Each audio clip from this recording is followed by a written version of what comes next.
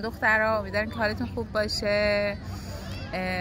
در خصوص ماه کامل میخوایم با هم صحبت کنیم. همونجوری که میدونید انقدر انرژی ماه کامل زیاده و در واقع انرژی ماه کامل غالب بدن ما انسان هاست که تبدیل به انرژی منفی میشه و باعث تلالو خشم، برون ریزی ها.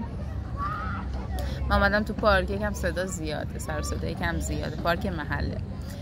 آره ممکنه احساسات ناخونده داشته باشید، دمق بشید، دلتون بگیره، پرخاشگر بشید، گریه کنید، داد بزنید، جیغ بزنید، تو دل بکشید.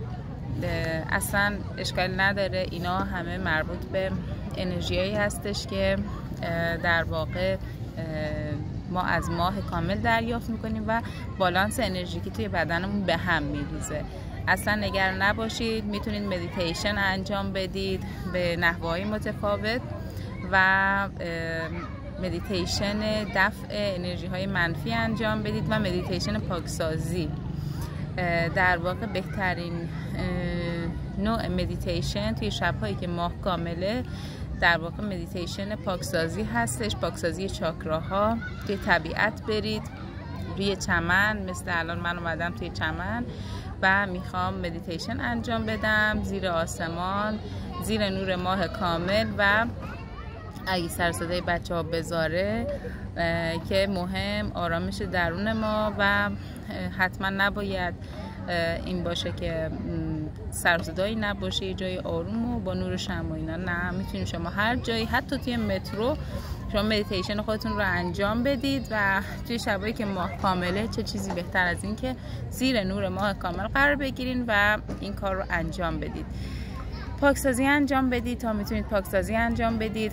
زمانی که بدن شما و چاکراهای شما تمیز و مرتب شد و پاک شد از انرژی های منفی که توی آلوده شدن چاکراهاتون بهشون، خودتون رو، بدنتون رو، جسمتون رو و روحتون رو برای یک ماه آینده در واقع تمیز میکنید، آماده میکنید که دریافتی های خوبی داشته باشین. میگن 16 شهریور یه پورتال خیلی قوی برامون باز میشه که باعث جذب خواسته هامون و در واقع اتفاقای خیلی خوب میشه. در خصوص ماه کامل هم در واقع یه خسوف خیلی قشنگ اتفاق میفته که خیلی تعداد از اشخاص توی گستره جهان، در واقع سراسر دنیا، این خسوف زیبا رو میبینن و ماه قراره به یک رنگ قرمز خیلی خونین خوشگلی بشه.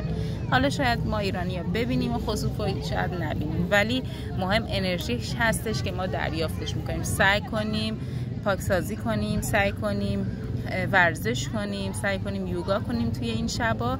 باعث میشه که در واقع بدنمون و از نظر انرژیکی بالانس بشه، پاک بشه و پر انرژی سرحال بشیم و تا یک ماه آینده خودمون رو شارژ کنیم.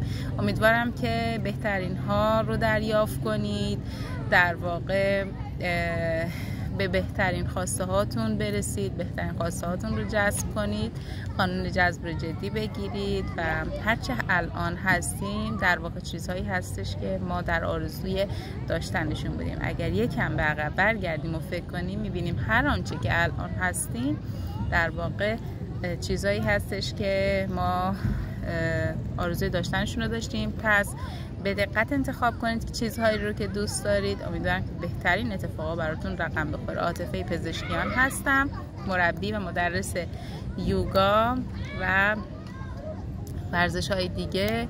رشته تخصصیم چیزی دیگه هستش، کارشناسی ارشد کامپیوتر داشتم، ولی با عشق به جهان هستی و طبیعت یوگا رو انتخاب کردم و مدرسی یوگا رو برگزیدم. امیدوارم که همه توی زندگیشون برگزیده باشن. برای من هم در واقع انرژی های خوب بفرستید که توی کارم برگزیده بشم. میبوسم روی ماهتون رو. شب خوش، شب پر انرژی داشته باشید، شب‌های پر انرژی داشته باشید. خدا نگهدار.